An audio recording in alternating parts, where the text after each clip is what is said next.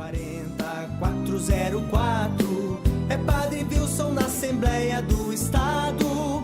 É 40404, é Padre Wilson na Assembleia do Estado. Diário da Manhã, eleições 2014.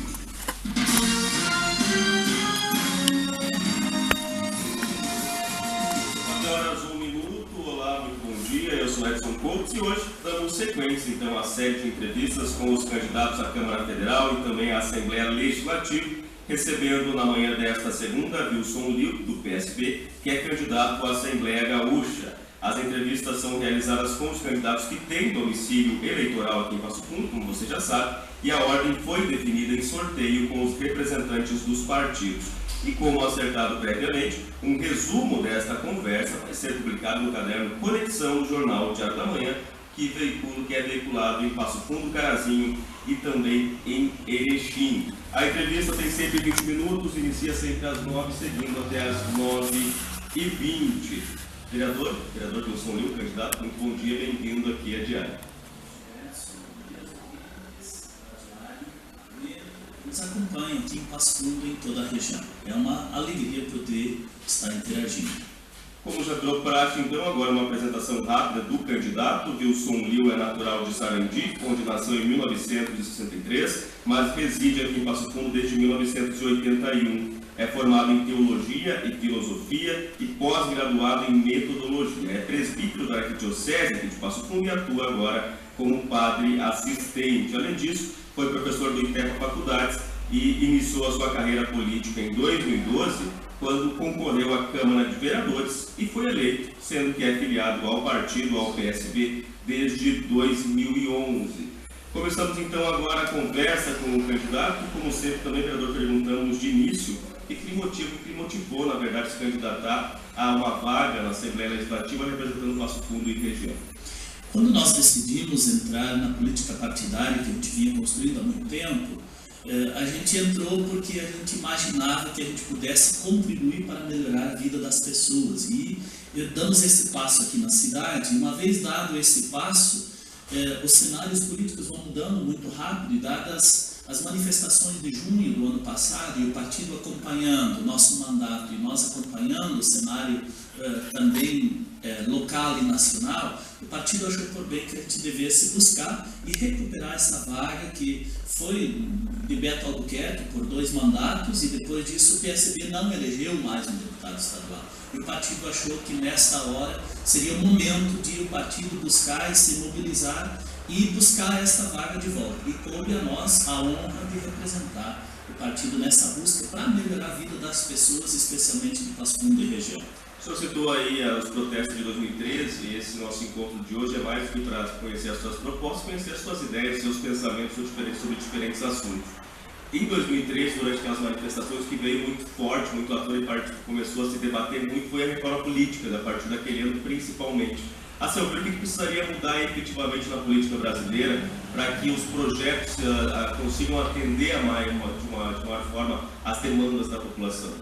Nós temos vários problemas. O primeiro é a chamada reforma política tão propalada, mas que não avança. E o PSB tem uma proposta muito clara, inclusive a nível nacional, a defesa do nosso líder maior, que faleceu de forma trágica, era que o mandato fosse de 5 anos, sem reeleição, e aí nós revermos toda a estruturação, a organização e também o sistema de coligações. Hoje, do jeito que está, fica muito difícil. Num município, partidos são aliados, no outro, esses mesmos partidos são adversários. A nível estadual, alguns partidos são adversários, em outro estado eles estão juntos, e a nível nacional são situação, são oposição, então fica complicado. Então, esse processo nós devemos rever e devemos trabalhar com muito afinco. É evidente que isso passa pela Câmara Federal, pelo Senado, mas nós precisamos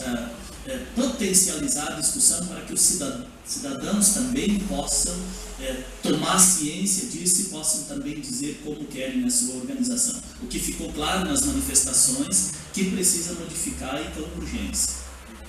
A Assembleia Legislativa aqui do Estado há diferentes comissões, entre elas a de assuntos municipais, que tem como objetivo principal tentar estimular o desenvolvimento igualitário das regiões do Estado. Aqui para a nossa região, já que você é um candidato domiciliado aqui em Passo Fundo, mas candidato que normalmente busca também apoio em outros municípios, o que precisaria se fazer, caso o senhor pretenderia fazer, por exemplo, para estimular o desenvolvimento dessa região norte do Estado? O que nós temos que, nesses últimos anos, os municípios foram estrangulados, dado o pacto federativo que existe, ele foi penalizando os municípios, cada vez mais se foi passando responsabilidades para os municípios e diminuindo o financiamento. O retorno que vem daquilo que é arrecadado é cada vez menor, e aí isso vai estrangulando os recursos para a saúde, vai estrangulando os recursos para a educação, vai estrangulando os recursos para a infraestrutura, e aí há um problema sério de escoamento da produção. Há um problema muito sério que o retorno ele não é proporcional àquilo que é enviado, àquilo que se arrecada.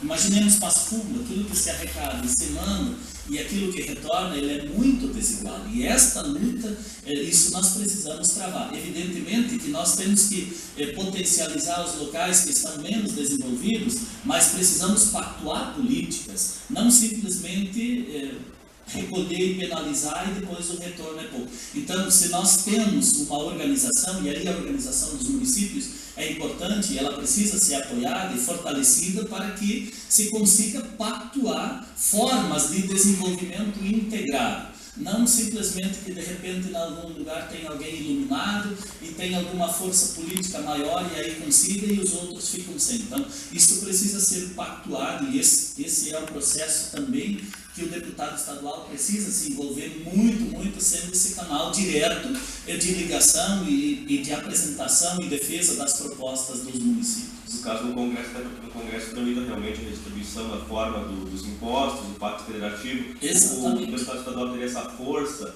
ele tem que ter essa força, na verdade, para poder representar realmente seu Estado e também ter esse contato com deputados federais e senadores. E ele vai ter essa força, Edson, na medida em que ele vai se fazendo uma voz de fato confiável, representativa, ouvindo as comunidades, ouvindo os cidadãos, ouvindo as forças políticas locais e transformando isso em projetos e aí acompanhando, porque as coisas acontecem por força política. Se nós olhamos aqui do ponto de vista rodoviário, nós não temos obras de vulto há muito tempo, porque as forças políticas não conseguem se articular. E nós precisamos, é só olhar o nosso entorno aqui, o que desenvolveu, mas a infraestrutura não acompanhou, então é um problema sério.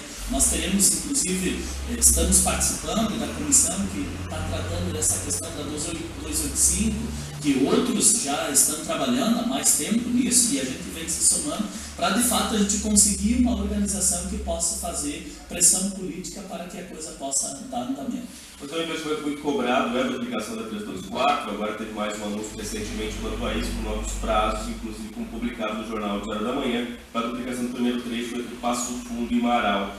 Mas o Estado tem uma das maiores dívidas de Estado e país, é o Rio Grande do Sul, que há muito pouca porcentagem do que o Estado arrecada para investir em infraestrutura, por exemplo, ou em outras necessidades básicas do cidadão gaúcho. É executivo, mas a Assembleia Legislativa precisa atuar em parceria com o governo estadual para isso. Como que o senhor vê essa questão da dívida entre o Estado e a União, que poderia ser feito para amenizar tal problema que reduz muito o poder de investimento do Estado? Essa é uma questão histórica no Rio Grande do Sul, que vem acontecendo cada vez mais um enfraquecimento da capacidade de investimento. Muito se falou e muito se fala, e nesses últimos 12 anos veio se falando, mas na prática muito pouca coisa aconteceu. E nem o repactuamento da dívida do Rio Grande do Sul se conseguiu. Então nós precisamos, de fato, somar força de todos aqueles que buscam e querem, de fato, um Rio Grande do Sul, de novo, com capacidade de investimento, com capacidade de recursos para trabalhar e dar as condições àqueles que fazem o desenvolvimento. O que hoje está acontecendo é a penalização do empresário, é a penalização do agricultor, é a penalização daqueles que produzem as riquezas, na medida em que se recolhe, na medida em que se cobra impostos e não se oferece o retorno, que são estradas seguras, que é acesso fácil à saúde, que é acesso a uma educação decente, que é uma gestão transparente e humana, E essas questões, elas são muito complicadas e elas precisam ser enfrentadas. E nós queremos ser uma voz que vá contribuir na articulação para a resolução desses desafios. Mas o assunto que eu falo agora tem mais a ver diretamente com o Congresso Nacional, que são projetos que dependem da União e também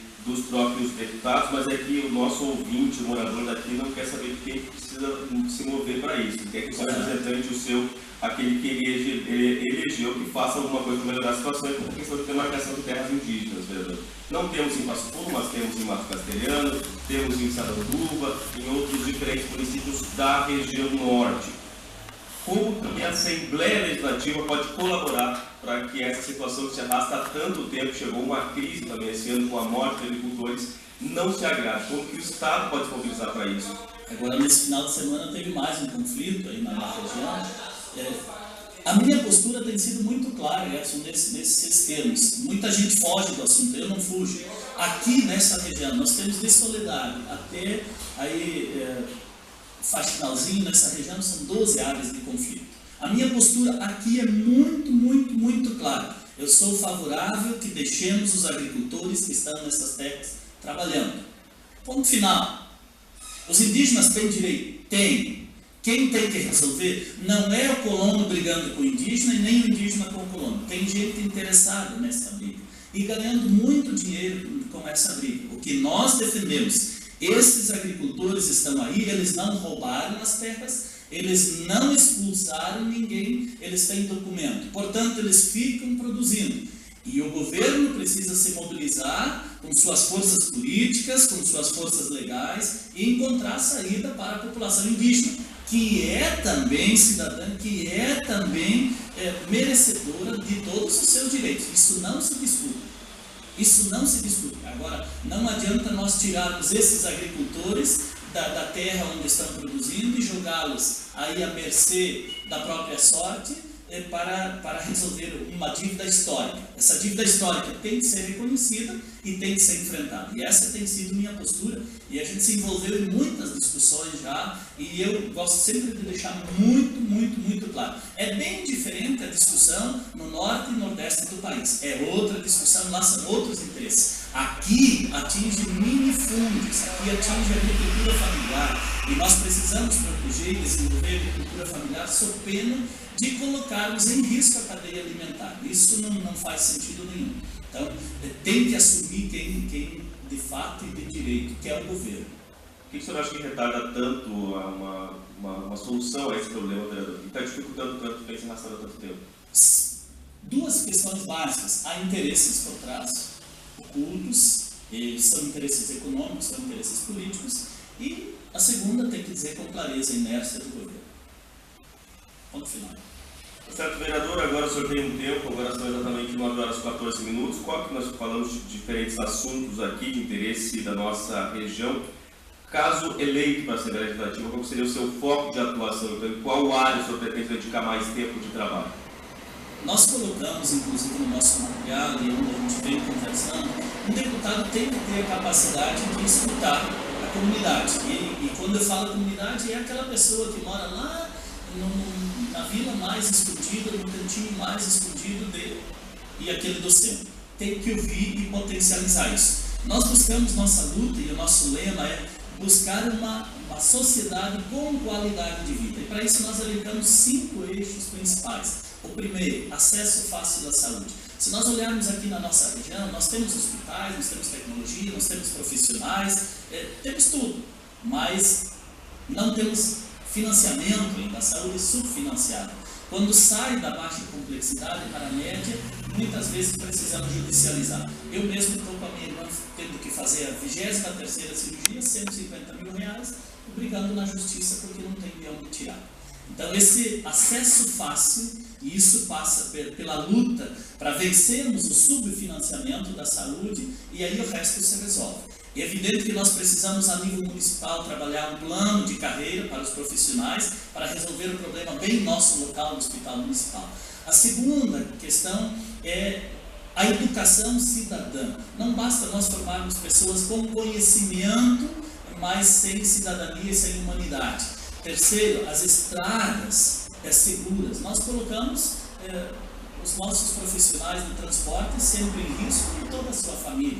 As estradas são as mesmas e vão se sucateando, e nesses últimos tempos vieram sofrendo muito, e nós estamos despejando caminhões e carros e tal. E como o deputado pode fazer isso, candidato, já que o executivo que é obrigado a investir nesse tipo de infraestrutura, como que o deputado e a Assembleia pode atuar nessa área? O executivo só faz se ele é potencializado pela atuação do legislativo. E o legislativo ele tem essa tarefa de ouvir a comunidade, transformar as demandas da comunidade em projetos e apresentar, e aí acompanhar e ir pressionando. E para isso precisa somar, não é um deputado sozinho, vai ter que se aliar a outros que pensem da mesma forma, que veem os mesmos problemas, e criando forças, uma capacidade de fato orgânica de negociação. Essa basicamente é a atuação. E dentro desse processo nós temos ainda algumas frentes. Além da estrada segura, nós precisamos de uma gestão humana e transparente. Quando eu falo em gestão transparente, cada vez mais regra, lei, os portais estão aí. Mas uma gestão humana significa que o cidadão seja bem atendido por aqueles que ele mesmo paga com os seus impostos e que o dinheiro público não seja mal gastado. E aí é preciso a fiscalização, e aí o parlamentar ele tem uma atuação muito forte nesse sentido de garantir que aquilo que o cidadão produz e recolhe como tributo retorne em qualidade de vida para ele. Se não for para isso, não vale a pena. O senhor acha que precisa ter, por exemplo, para o Estado conseguir desenvolver, ter governo maioria na Câmara para ter esse apoio mais forte? Como o senhor vê a relação executivo-Assembleia Legislativa, executivo-deputados? Na estrutura atual, se criou um imaginário que não é possível governar sem maioria. Eu não penso assim. É melhor, é mais fácil, mas nem sempre isso é mais qualidade. A oposição ela tem um papel fundamental. E todas as pessoas que estão na oposição, que têm reta intenção e que querem qualidade de vida para as pessoas, tudo aquilo que é bom, vindo de onde venha, vai se atuar e vai se somar forças. Evidente, na atual estrutura parece assim, quem é oposição é para desdizer aquilo que está sendo feito, e quem é situação é para blindar aquilo que está sendo feito ou esconder aquilo que não está sendo feito. Eu não penso assim. Eu penso que um parlamentar ele tem que ter capacidade de articulação, ele tem que saber transitar entre as diferentes correntes, os diferentes espaços sociais e os diferentes atores que estão em jogo. Você gostaria de colocar mais alguma coisa agora no último minuto de encerramento da entrevista? Dizer a todos os cidadãos e cidadãs que esse passo que eu dou como presbítero e hoje atuando, ele tem uma motivação de fé muito forte, que me faz olhar para os problemas que aí estão, mas que não se resolvem rezando, mas se resolvem atuando politicamente. Por isso damos o passo na Câmara Municipal e agora estamos dando esse passo na Câmara Estadual para melhorar a vida das pessoas. Tá certo. Vereador Wilson Liu, candidato a uma vaga na Assembleia Legislativa. É 4404, é Padre Wilson na Assembleia do Estado. É 4404.